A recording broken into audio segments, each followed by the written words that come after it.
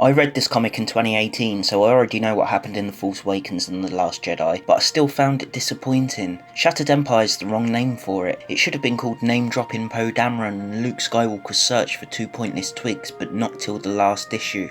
There's barely anything of substance in this comic. I have the hardcover edition, so rather than getting the first issue of Princess Leia and the first issue of the original run of Marvel Comics, the hardcover comes with the one-shot 3PO comic, C-3PO The Phantom Limb. The main story is split into 4 issues and follows Poe's parents as they fight in the rebellion immediately after the climax of Return of the Jedi. 3 issues follows Poe's mum and 1 follows Poe's dad, with them teaming up with Han, Luke and Leia. I never really felt like it was a story about Poe's parents, it felt more like a story about the big 3, with Poe's parents just added in. It's not the worst story in the world, but it's another of the canon releases that just doesn't stand up to the stories in the old expanded universe, and what makes it worse is the fact that it seems to be more of a prequel to the Aftermath trilogy than anything else. I can only imagine the disappointment for those people who read this, then saw The Force Awakens. The Emperor's hologram droids inform a section of the Empire that they are to destroy certain planets by disrupting each planet's weather system simultaneously. In Empire's End, it was revealed that the Emperor had a contingency plan. Palpatine wanted the Empire to die, and this is a side plot / prequel to that. This plan, however, is about destroying planets he felt betrayed by, or that caused him a lot of trouble during and before his reign. Much like his contingency, this is all about one thing, the Emperor's posthumous revenge. It's all part of one big plan the Emperor set in motion before he died. It's nice to see another plan the Emperor had, and also nice to see it set in motion the same way, by the hologram droids. However, it feels like it was built into the Aftermath trilogy, and I can say, having read that, it ultimately builds to pretty much nothing. So if anyone reads this hoping it will lead to a big revelation, or moment in the canon, or a decent piece of Star Wars history, they'll be sorely disappointed. There was one particular moment that stood out to me where Princess Leia is standing in the same spot Maul was in the Theed hangar, and she could feel his presence from the past. I generally like to keep the prequels in the past and not mixed with the original trilogy, but in this case I actually liked it. It showed Leia's connection to the Force, but also shows how she has no training, and given that we all know what happened in the hangar 36 years previously, it's not hard to imagine the cold she must have felt. Han's character was standard fare, nothing special but not bad, and Luke had the same kind of dreamy clarity he had in Return of the Jedi. The book slightly retcons Return of the Jedi by having Poe's mum attempt to shoot Luke's ship down as he flees the exploding Death Star, and I could have done without it, to be honest. George Lucas has done it, now Disney have done it, and no one except the fans seem to understand one thing. Writers should stop retconning the original trilogy and instead shape things around the original trilogy. That way, continuity will be in check and everyone's happy. The final issue is Luke's story and has him collecting trees that are imbued with the Force and once stood at the centre of the Jedi Temple. It's a story that never amounts to anything in the sequel trilogy or the new expanded universe, and it feels like they were trying to set Poe up to be Force sensitive, having grown up around such a strong presence of the Force, but as we all know that didn't happen. In fact, nothing ever happens with the trees, rendering this story completely useless. The art was pretty good, and for the most part was exceptional. There's a few moments where Han looks a bit too anime for my tastes, but it's not a big deal, and Luke is drawn perfectly 99% of the time. Leia was drawn phenomenally though. She was actually drawn so well that on one of the pages that had Poe's mum in it as well, it kind of showed up that Poe's mum is a figment of an artist's imagination, whereas Leia is drawn from a real person because of the colouring done on Leia's face. The use of cool lighting in her first scene and the fact that she wears white figure-hugging clothes gives her skin that cold, pale look she had throughout Empire Strikes Back.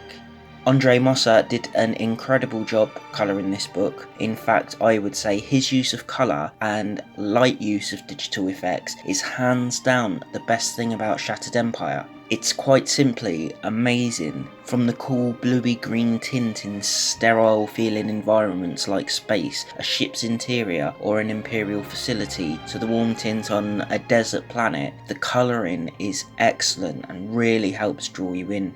He hasn't overused digital effects, and on the pages where he has used them, uses them to great effect. There's a moment where an AT-AT is walking through a city and another where a bazooka is fired in a desert, and the digital effects enhance the image without overpowering it.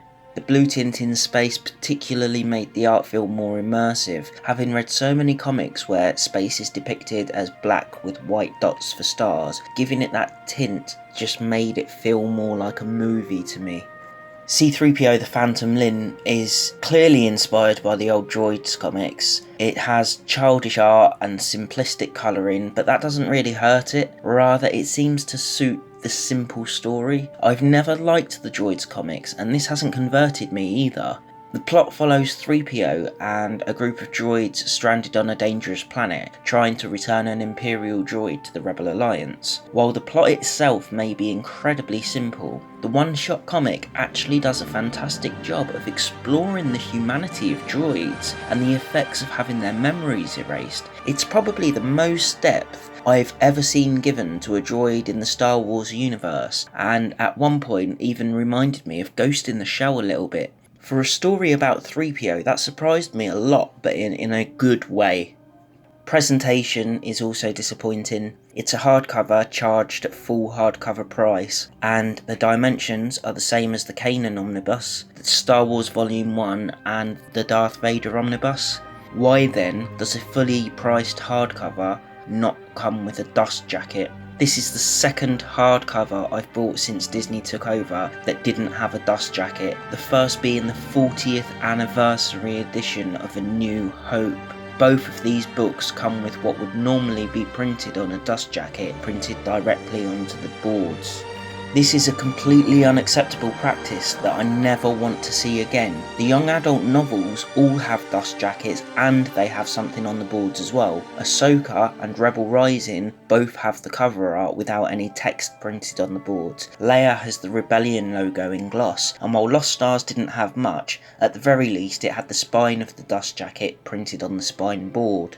I can't recall a single hardcover book pre-Disney that didn't come with a dust jacket, except for the Secrets of the Galaxy book, which are the books like the Jedi Path and the Bounty Hunter Code, but they came with nice cloth-bound boards, and it was a design choice, and it looked good because of it. It wasn't a way of cheaping out. I would have thought a titan like Disney could easily afford to include dust jackets with their hardcover books, especially when they charge full price. But more than that, it shows a lack of respect. It shows that Disney think people are okay with not getting a dust jacket. And I know I'm being really anal, but it's an industry standard, and Disney aren't even meeting that standard. It's one thing to do it to a book like Shattered Empire, but to do it on the 40th anniversary edition of A New Hope is just a slap in the face of Star Wars fans.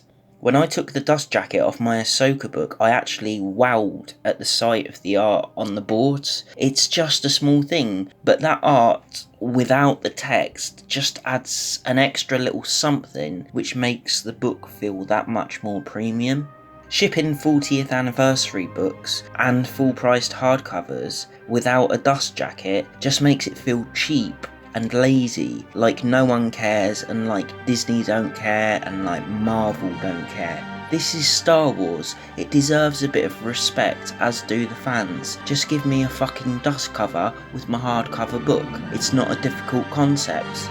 It also pisses me off because where dust jackets on hardcovers is an industry standard, it means somebody had to suggest that they don't include one. Somebody actually made that suggestion. Somebody actually said, why don't we not ship a dust jacket with it? People all love that. And what makes it worse is that someone at Disney or Del Rey or Century or Marvel or whatever decided that it was a good suggestion and fans would like it. It's a fucking joke.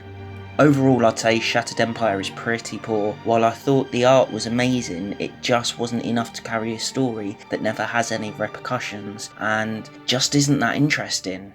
The 3PO comic, however childishly drawn it was, has a lot more depth to it, and even though it's only a one-shot comic, is better than the entire Shattered Empire plot.